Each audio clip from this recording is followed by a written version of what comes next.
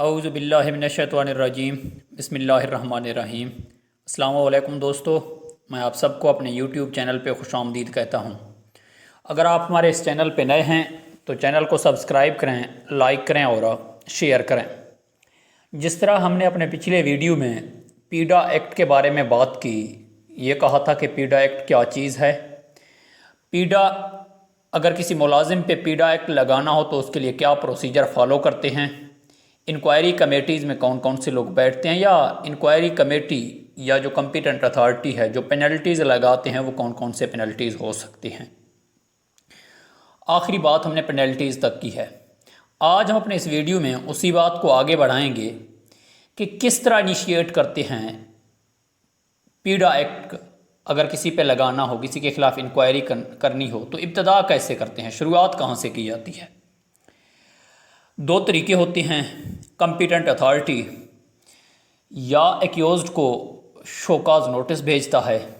उस show cause notice पे charges mention होते हैं, जो एलिगेशन होते हैं, जो आप पे इल्ज़ाम होते हैं, या रेगुलर बेसिस पे उनकी इंक्वायरी की जाती है। एक शोकाज नोटिस मेथड से, दूसरा रेगुलर इंक्वायरी से।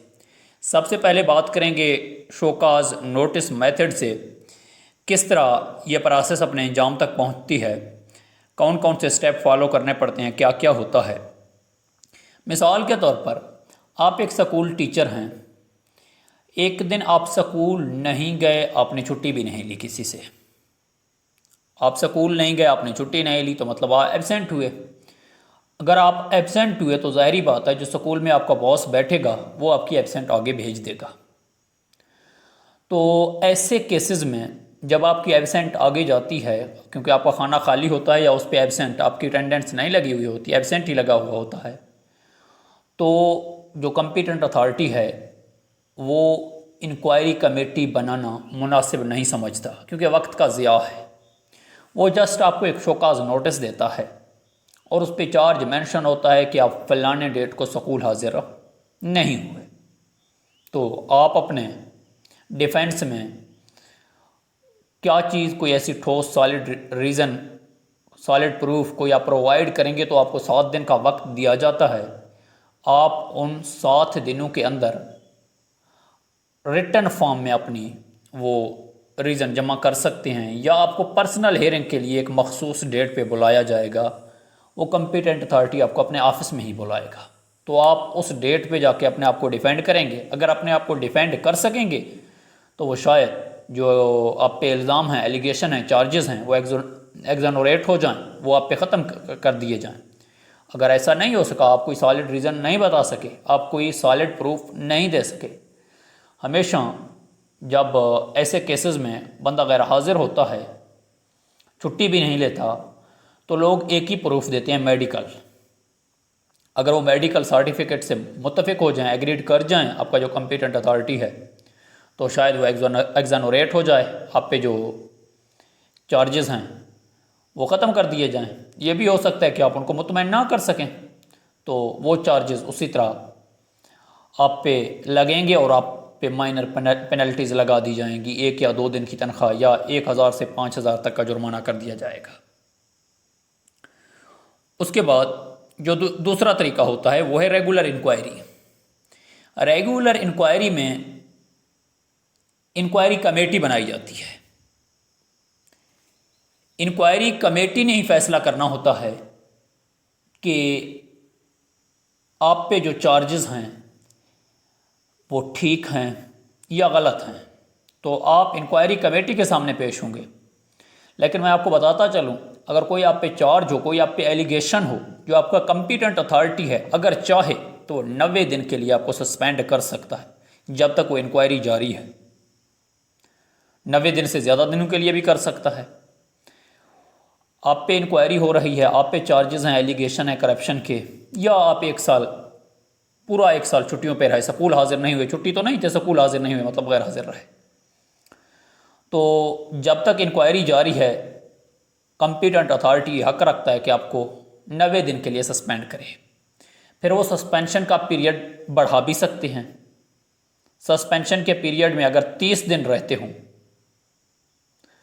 30 दिन से ज़्यादा जितने भी दिन रहते हों तो वो आपकी सस्पेंशन पीरियड को बढ़ा सकता है। सस्पेंशन पीरियड से मतलब ये है कि आप नौकरी से फारिग नहीं, आप मुअत्तल हैं। उसका ये मतलब है आप अपनी सैलरी ले सकते हैं, लेकिन आपको किसी ऑफिस में हाजिर करवाया जाता है। अगर एजुकेशन डिपार्टमेंट से आपका ताल्लुक़ है तो आपको डीओ या सीओ ऑफिस में या डिप्टी ऑफिस में हाजिर करवाया जाता है। सुबह 8 से शाम 5 बजे तक आपकी ड्यूटी होती है, आपको कन्वेंस अलाउंस नहीं दिया जाता। उसके बाद तो इंक्वायरी कमेटी की बात कर रहे थे और ये भी कह रहा था कि वो 90 दिन से एक्सटेंड भी कर सकता है कॉम्पिटेंट अथॉरिटी अगर चाहे। अगर एक्सटेंड ना किया गया हो, कोई लेटर ना जारी किया गया 90 दिन के अंदर अंदर, तो उसका यही मतलब है कि आपके सस्पेंशन ऑर्डर कैंसिल कर दिए गए हैं। अज खुद वो कैंसिल हो जाएंगे जब तक नए ऑर्डर जारी ना किए जाएं। नए ऑर्डर जारी करने का मतलब 90 दिन के अंदर अंदर जारी करने होते हैं। ये भी कहा जाता है कि अगर 60 दिन गुजर जाएं, 60 दिन के बाद अगर 62वें दिन या 61वें दिन वो लेटर जारी करे तब वो भी नहीं माना जाता। उसका ये मतलब होता है कि आपके सस्पेंशन ऑर्डर कैंसिल कर दिए गए। यानी 1 महीना पहले पहले, 3 महीना टोटल सस्पेंशन पीरियड है, 1 महीना पहले पहले अगर आपने सस्पेंशन एक्सटेंड करनी है तो आपको 1 महीना पहले पहले उसकी सस्पेंशन को एक्सटेंड करना पड़ेगा। अगर नहीं किया तो आपके सस्पेंशन ऑर्डर कैंसिल कर दिए गए हैं, आपको यही समझना है। इसके बाद रेगुलर इंक्वायरी में होता क्या है, सबसे पहले एक इंक्वायरी कमेटी बनाते हैं। उस इंक्वायरी कमेटी को आपकी अपॉइंटिंग अथॉरिटी बनाती है, कॉम्पिटेंट अथॉरिटी बनाती है। और उसमें 3 मेंबर भी हो सकते हैं, 5 भी हो सकते हैं। हमेशा ज़्यादातर जहाँ भी इंक्वायरी कमेटी बनाई जाती है उनकी मेंबर्स की तादाद ताक में होती है, 3, 5, 7 इस तरह से। और उस इंक्वायरी कमेटी में जिस डिपार्टमेंट से आपका ताल्लुक़ है कम अज़ कम एक मेंबर उसी डिपार्टमेंट से होना चाहिए। बाकी आउट ऑफ डिपार्टमेंट हो सकते हैं किसी दूसरे डिपार्टमेंट के। और जो इंक्वायरी कमेटी बनाई जाती है उसके लिए जो लेटर जारी किया जाता है, उसी लेटर पे आप पे जो चार्जेस हैं, आप पे जो एलिगेशन है वो भी मेंशन किए जाते हैं।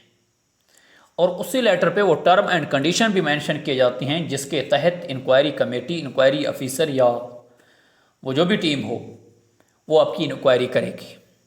उनको बाउंड कर दिया जाता है। ये नहीं है कि वो अपनी मर्ज़ी से, अगर आप पे करप्शन का इल्ज़ाम है तो आप पे मिसकंडक्ट, इनएफिशिएंसी या कोई दूसरा चार्जेस भी लगाएं, उनके लिए टर्म एंड कंडीशन मखसूस कर दिए जाते हैं। कुछ कुछ केसेस में ऐसा भी होता है कि क्वेश्चन भी मखसूस कर दिए जाते हैं। ये एक क्वेश्चन आप लोगों ने पूछने हैं एक्यूज्ड से। तो जो इंक्वायरी कमेटी बनाई जाती है उसका इत्तला एक्यूज्ड को भी दिया जाता है कि ये इंक्वायरी कमेटी बनी है, आप पे ये चार्जेस हैं और ये आपसे इंक्वायरी करेंगे। तो इंक्वायरी कमेटी को ये भी हक दिया जाता है अगर कोई विटनेस है उस केस में एक्यूज्ड के अगेंस्ट या एक्यूज्ड के हक में, उनको भी सुनना जाए जो गवाह होते हैं। प्रोसीजर क्या होता है, किस तरह से इंक्वायरी कमेटी अपना काम स्टार्ट करता है। इंक्वायरी कमेटी उन्हीं चार्जेस पे इंक्वायरी शुरू कर देता है जो उस लेटर में जिस पे इंक्वायरी कमेटी बनाई गई है उस पे मेंशन होते हैं। तो अगर 2 पार्टीज़ हैं, 2 के दरमियान इख्तलाफ है, 2 अशखास के दरमियान इख्तलाफ है, तो दोनों पार्टीज़ के स्टेटमेंट लिए जाते हैं। अगर एक ही है, कोई एलिगेशन है करप्शन का सिर्फ एक ही शख्स पे है, कोई दूसरा बंदा उससे ताल्लुक़ नहीं रखता, तो उसकी स्टेटमेंट ली जाती है। तो अगर कोई दूसरा विटनेस है, दूसरा गवाह है, उसके हक में हो या उसके अगेंस्ट हो, उसकी भी स्टेटमेंट ली जाती है। फिर उन दोनों स्टेटमेंट्स को मैच कर दिया जाता है, क्या दोनों की स्टेटमेंट्स में कोई ऐसी चीज़ जो मैच हो रही है। फिर प्रोसीडिंग्स इसी तरह चलते रहेंगे। वो आपसे सवाल पूछेंगे, जो सवाल जो टर्म एंड कंडीशन उनको बताए गए हैं डे बाय डे। वो अगर 30 दिन का टेन्योर है उनके पास, इंक्वायरी कमेटी के पास 30 दिन के अंदर अंदर वो इंक्वायरी रिपोर्ट जमा करेंगे, तो उन 30 दिनों के अंदर अंदर, वो 30 दिन के अंदर अंदर उनको रिपोर्ट जमा करना पड़ेगा। उन 30 दिनों में डेली बेसिस पे वो आपको बुला सकते हैं, आपसे इंक्वायरी कर सकते हैं। अगर आपने कोई कोशिश की इंक्वायरी से दूर भागने की या कोई रुकावट डालने की कोशिश की, मेडिकल वगैरह इस तरह के इश्यूज आते हैं, जिस तरह आप लोग ओवरऑल केसेस पे जो नेशनल लेवल पे चल रहे हैं, आप लोग देखते हैं, बीमारी का कोई बहाना, मेडिकल सिचुएशन वगैरह रिपोर्ट ले आते हैं, तो उसको भी इतनी इजीली एक्सेप्ट नहीं किया जाएगा। अगर कोई आ भी जाए तो उसके लिए उनको जो अथॉरिटी ऊपर बैठा है उसको इन्फॉर्म करना पड़ता है कि ये चीज़ हमारे पास आ गई है, अब हमें मशवरा दें, सजेस्ट करें अब हमें क्या करना चाहिए। 60 दिन के अंदर, 30 दिन नहीं होते क्योंकि 60 दिन होते हैं, मैंने एग्जाम मिसाल के तौर पर आपको कहा था कि 30 दिन, 60 दिन के अंदर इंक्वायरी कमेटी को अपना रिपोर्ट सबमिट करना पड़ता है। तो इंक्वायरी कमेटी जो अपनी रिपोर्ट में जो चीज़ रिकमेंड करेगा, एक्यूज्ड को मुलजिम से मुजरिम भी बना सकता है और उनको क्लीन चिट भी दी जा सकती है। ज़रूरी नहीं है कंपिटेंट अथॉरिटी उनकी उस रिपोर्ट पे एग्रीड हो, मुत्तफिक हो जाए। ये भी हो सकता है वो उस रिपोर्ट को ना माने और कोई दूसरी इंक्वायरी कमेटी बनाए, उसके ज़रिए इंक्वायरी करवाए, तो ये उसका हक है। वो इंक्वायरी कमेटी की रिपोर्ट को मान भी सकता है, अगर चाहे तो मान सकता है। मोस्टली केसेस में जो इंक्वायरी कमेटी बनाई जाती है उनकी रिपोर्ट को मान लिया जाता है।